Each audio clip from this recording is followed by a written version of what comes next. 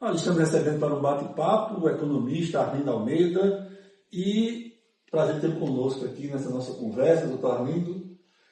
Gostaria de iniciar conversando qual é a imagem mais marcante do ponto de vista da perspectiva histórica que o senhor tem de Campina Grande, aí, remontando a sua infância, a sua adolescência. Primeiramente, eu quero dar um bom dia a vocês, desejar um dia feliz e é uma alegria para mim também, porque eu ouço vocês diariamente. Tá certo? Então, é uma integração muito grande. Mas é o seguinte, a economia é feita de ciclos, tá certo? Você sabe muito bem que quando foi aqui a chegada do trem, por exemplo, do algodão, Campina Grande, a Liverpool, no Hemisfério Sul, essa coisa toda, né, era uma coisa. Então, a cidade cresceu muito e não existe aqui um planejamento urbano adequado. Muitos dizem que se trata de mobilidade urbana. Não existe mobilidade urbana. Existe mobilidade humana. Porque a cidade foi feita para o cidadão. Cidade e cidadão. Infelizmente, isso não tem sido cuidado aqui. E fica esse tumulto que é Campina Grande hoje em dia. Essa cá existe em outras cidades, outras capitais, até maiores. Mas isso é o seguinte, precisa que haja um trabalho que se dedique a rever tudo isso. Chamar os urbanistas, chamar pessoas que têm condição de transformar isso daqui. É isso que Campina está precisando. Doutor Arlindo, o senhor tem experiências ao longo da vida no setor público e no setor privado. Quais são, como lições de vida, traços marcantes de cada uma dessas duas plataformas? Olha, é uma mudança radical na aparência, mas ela se parece muito, né? Porque você tem que ter a disposição de fazer bem feito, tá certo? E isso obriga, tanto no setor público como no setor privado, você fazer bem feito. O que é planejar, é você ter cuidado, zelar pelo patrimônio, zelar pelas finanças do órgão ou da empresa, tá certo? E, infelizmente, as pessoas confundem isso.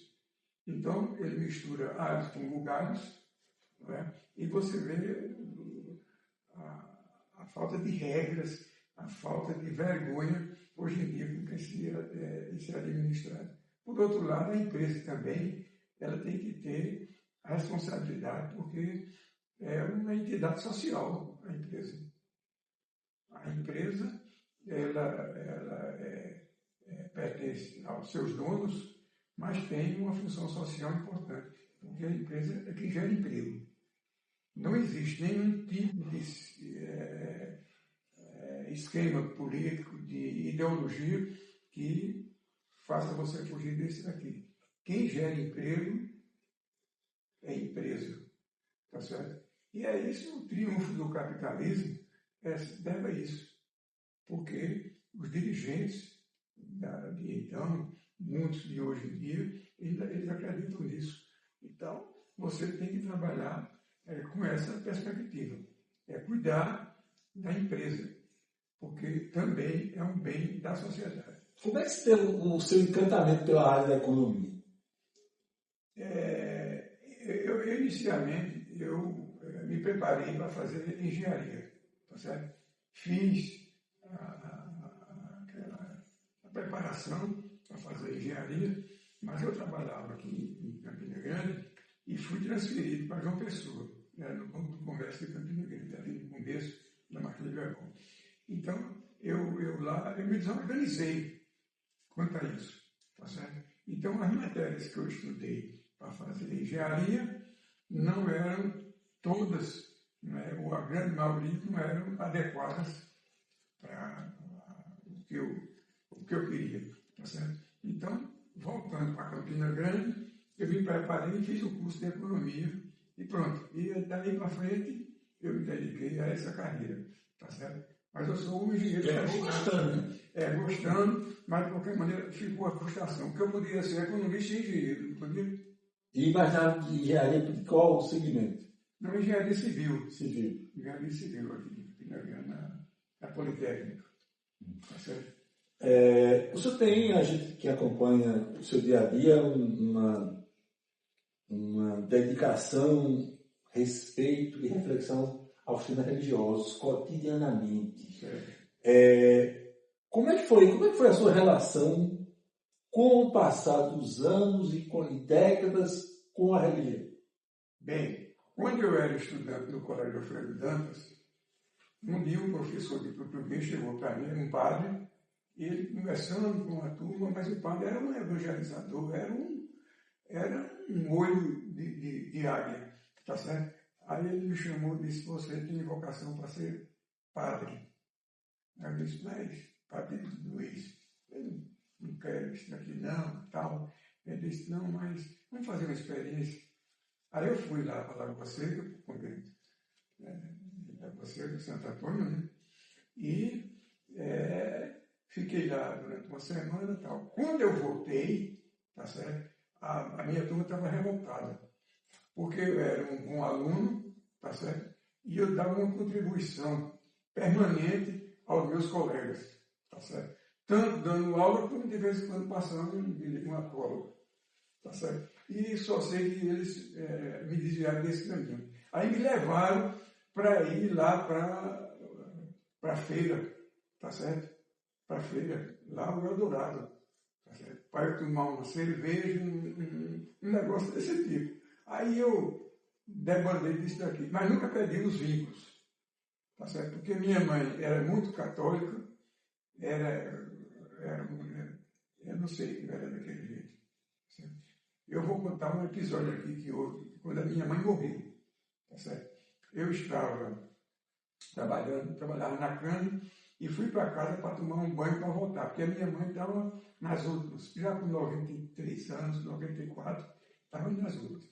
Quando eu estou em casa tomando banho, aí minha mulher, Diana, disse, Arlindo, vem para cá que Dona Melu morreu. Era a Amélia e Dona Melu. Aí eu corri para lá. Quando eu cheguei lá, tinha uma vizinha que era assim, minha mãe comungava toda semana, aí ela disse, como foi isso daqui? Aí Diana me disse, não, eu estava conversando com ela e com essa vizinha aqui. E ela segurada na minha mão e Diana segurada na outra, tá certo? Aí ela olhou para Diana, aí disse, Diana, Deus existe. Aí soltou a mão de Diana, bem devagar. Aí a vizinha chegou e disse, Diana, Neto morreu. Aí eu posso deixar de ser católico? Nunca. Eu conto isso, me emociona, porque não é brincadeira uma experiência desse tipo.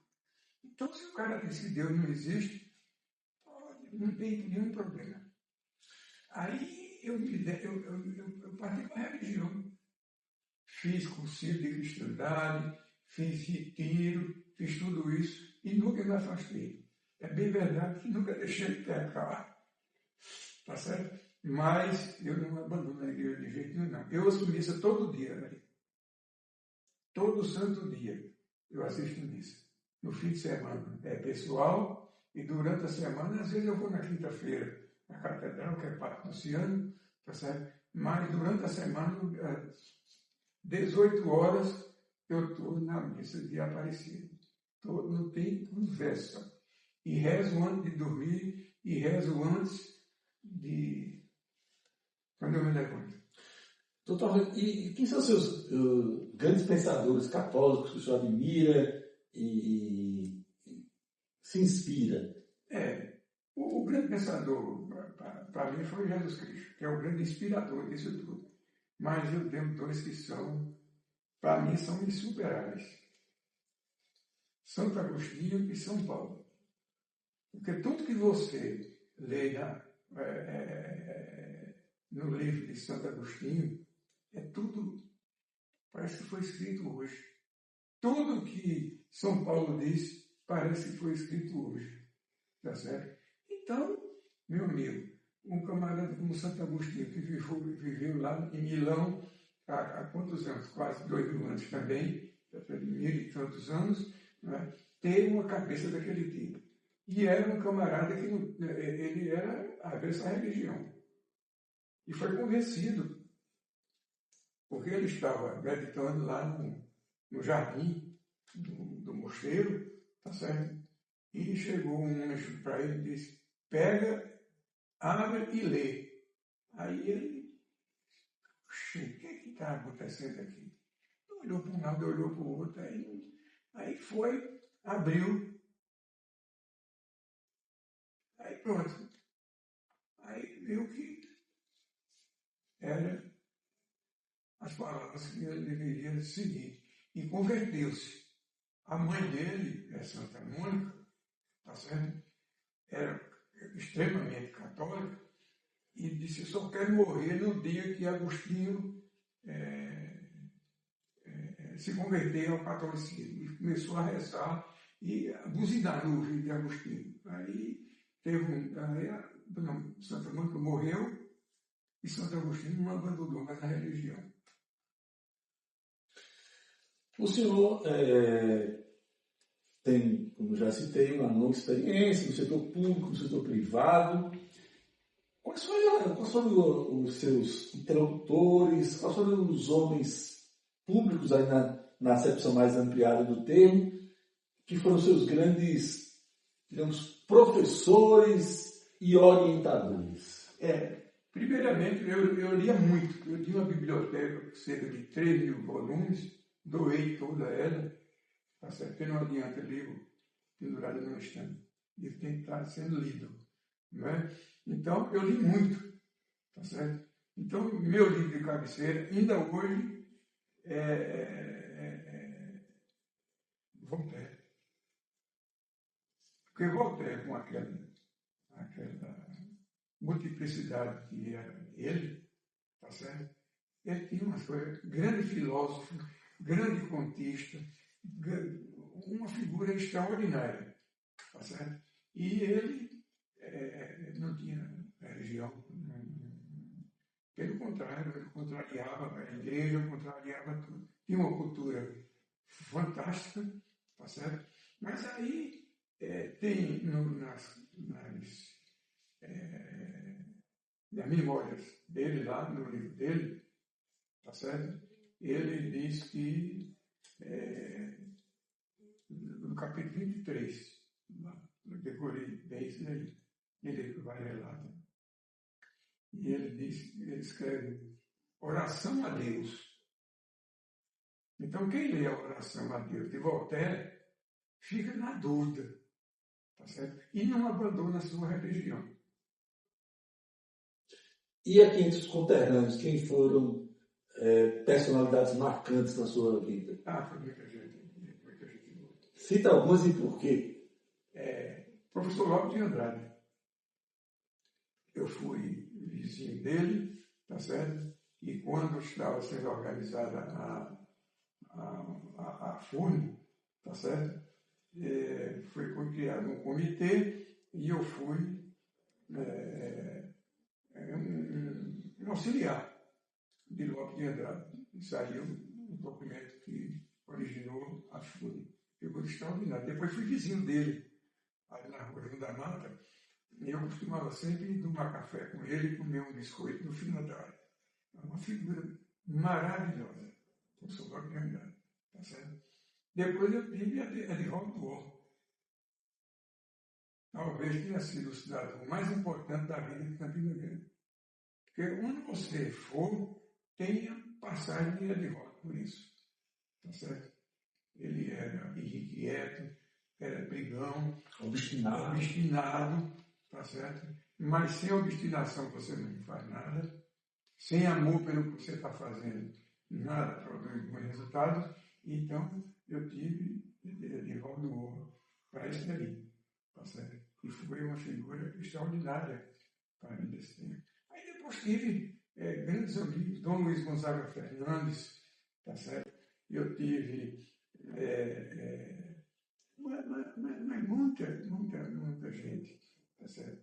Eu tive contato de Nova Cavalcante Albuquerque, também outra coluna do desenvolvimento científico e tecnológico de Campina Grande, né? E é muita gente boa. E escritores paraibanos, quem mais marcou o senhor? Eu gosto muito de Zé do Rio, tá certo?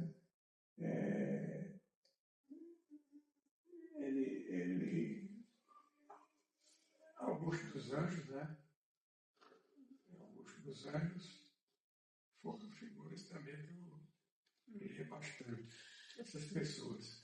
Sem entrar no mérito da figura política, que é muito controversa, mas assim, me espanta a coragem pessoal e o cabedal de conhecimento que tinha na primeira metade do século passado o ex-ministro José Américo de Almeida. Né? Eu conheci o ministro José Américo de Almeida, porque ele é de Areia, a família Almeida, certo? De Areia. A minha família são descendentes de Teodósio de Oliveira Ledo, Cariri da Bahia, tá certo? Mas eu fiz amizade com Orlando, com Humberto, e passei a frequentar a casa de Zé Américo de Almeida, tá certo? E era um homem extraordinário. Era de rento, era tudo isso. Agora, era uma figura de uma convivência muito, muito boa, tá certo? Muito boa. Eu, quando ia lá à casa de Zé Américo, a gente levava uns biscoitos e ele estava lá, depois do almoço ele ia dormir, tá certo? E na hora certa, ele acordava e a gente ia conversar com ele, tá certo? Aí teve até uma passagem muito interessante, quando Humberto perguntou a ele, tio, aqui é um amigo meu de Campina Grande, um que trabalha comigo, e gostaria de falar com o senhor, essa coisa toda. Aí ele disse, muito bem. Ele disse, como é seu nome, é? Eu disse, Arlindo Almeida. Almeida? É Almeida de onde? Aí eu disse, eu sou Almeida de Campina Grande. Aí eu disse que era de Campina Grande. Aí o Humberto disse, mas aí esses Almeida não valem muita coisa não.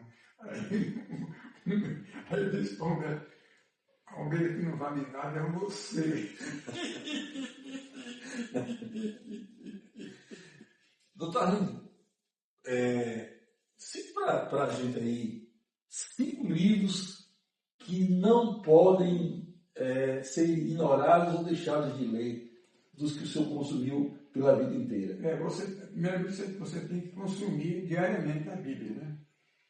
Mas você tem Tratado sobre a Tolerância de Voltaire, tem Cândido ou o Otimismo de Voltaire também, tem até uma passagem engraçada no fim desse ponto de Voltaire. O Cândido, quando já se retira da vida pública e tal, e vai para o jardim para fazer aqui, aí ele fica olhando assim e diz, você fez tudo que devia ter feito, agora é a hora de descansar. Está tudo muito bem, no melhor dos mundos possíveis. Passe a regar o seu jardim. Quer dizer, ele passou toda série de dificuldades. Foi a época que houve aquele terremoto em Lisboa, não é? E ele chegou por aquele túnel e veio para lá. Tá certo? Outro livro também, que eu tenho citado e falei até agora, são as Confissões de Santo Agostinho. Não é? Esse deveria ser lido e relido. Tá certo? Mas tem tanto. Os escritores russos são maravilhosos, os franceses, né? Proudhon,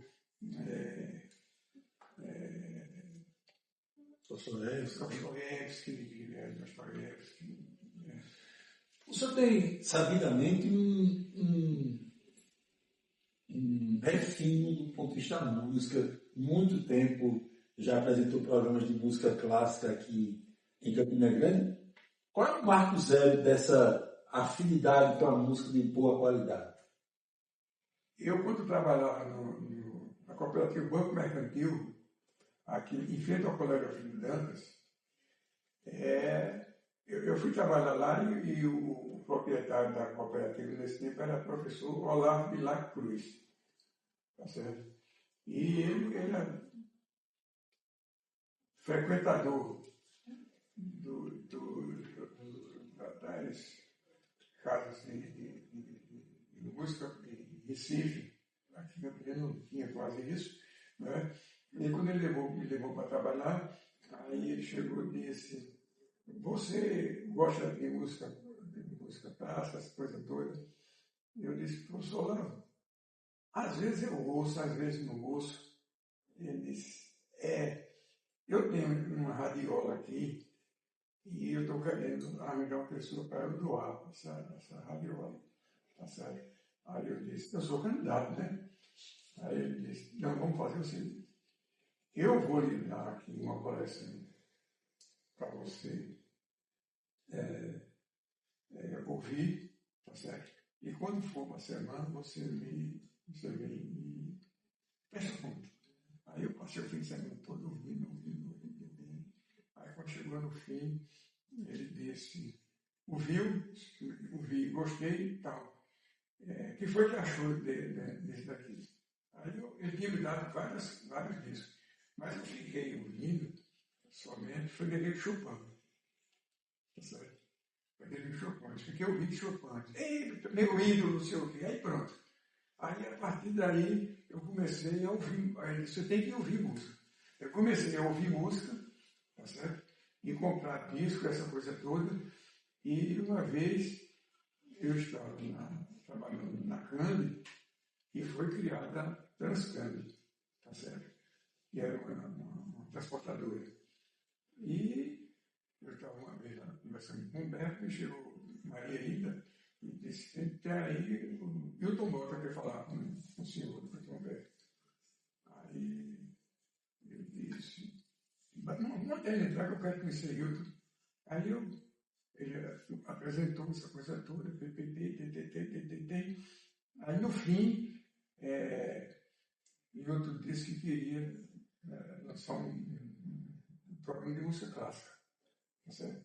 E Humberto disse: eu gosto também, eu ouço um pouco, mas ouço, eu quero participar disso daqui. Aí ele disse: como é que a gente faz? Ele disse: a Transcândida vai patrocinar o programa.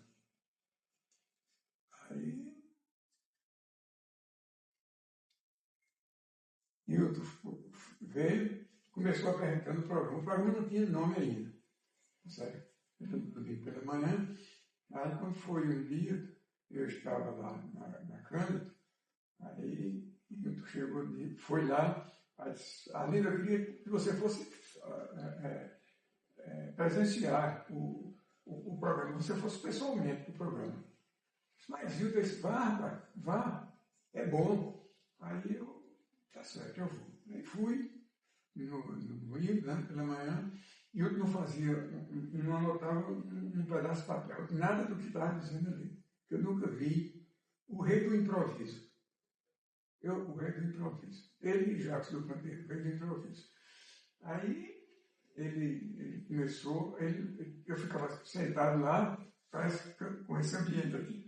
Aí eu sentava lá, aí ele se levantava, tinha lá uma estante, 1000 discos diferentes, aí pegava, fazia, escolhia um, tirava, aí lia o que tinha na contracapa, porque naquele tempo a contracapa tinha uma história, não é? Ele lia e lá na hora ele improvisava o programa.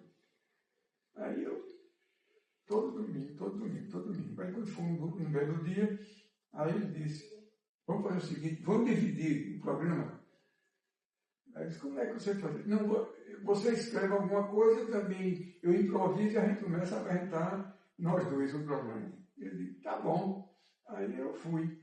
Aí quando foi um belo dia, eu cheguei lá, Ele disse, preparou o programa de quem foi? Ele disse, o Lago dos Cisnes, de Tchaikovsky. Ele disse, então, é o seguinte, você vai apresentar o Lago dos Cisnes hoje sozinho, tá certo? Mas vai apresentar sozinho. Eu fico só aqui para corrigir. Aí pronto. Aí ele foi para o programa pro ar, aí ele disse, a partir de hoje, o programa vai se chamar Clássicos Eternos e o apresentador é Arlindo Almeida. Aí pronto. Apresentei até que ele morreu. Eu já era secretário de Ronaldo Cunha Lima no governo do Estado. E o que é que o senhor gosta de MPB? Hein? O que é que o senhor mais gosta de MPB? Eu gosto dos antigos. Sim. Tom Jobim, Gilberto Gil, Elis. Eu gosto de Chico Buarque, tá certo? Eu gosto muito da antiga, tá certo? Dorival Caymmi, eu gosto da velha guarda. Deixa eu fazer duas perguntas para a gente concluir a nossa conversa. Primeira delas, o senhor tem alguma sensação de, olhando no horizonte, do fim dessa irracional polarização política que o Brasil vive atualmente? Olha, a estupidez, ela é inerente à condição humana, tá certo? Porque o homem, na sua insensatez, a insensatez de João Gilberto, né? É o seguinte, a insensatez é uma forma de você disfarçar as suas fragilidades. Então, uma máscara que você usa para disfarçar a sua incompetência, tá certo? Porque a sensatez é difícil.